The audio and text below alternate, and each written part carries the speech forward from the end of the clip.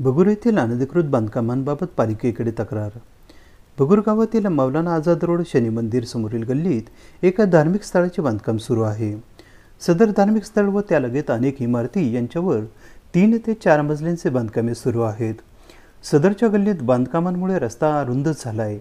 कुठलीही दुर्घटना घडल्यास अग्निशमन दल तसेच रुग्णवाहिका आणि इतर वाहने ये जा करण्यासाठी पुरेसा रस्ता नाही. त्यामुळे अनुचित प्रकार किंवा दुर्घटना घडली तर इथून नागरिकांना बाहेर काढण्यास अडचणी निर्माण होऊ शकतात. जीवितहानी होण्याची शक्यता नाकारता येत नाही. इमारत बांधकामासाठी 12 मीटरचा रस्ता असल्यासच त्या ठिकाणी परवानगी दिली जाते. परंतु मौलाना आझाद रोडवरील बांधकामांना कशी परवानगी दिली, कुठल्या आधारावर देण्यात आली, असा सवाल निवेदनाद्वारे विचारण्यात आला आहे. त्याचप्रमाणे सदरच्या बांधकामांवर योग्य ती कार्यवाही करून सदरचे बांधकाम थांबवण्यात यावे, असेही निवेदनाच्या शेवटी नमूद करण्यात आले. पालिकेचे अधिकारी नम्रता गवडी यांना निवेदन देण्यात आले.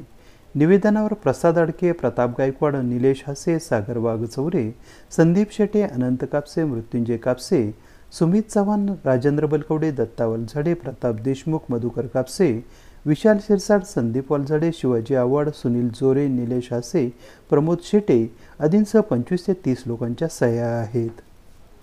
द हिंद न्यूजसाठी प्रमोद रहाणे, भगूर, नाशिक.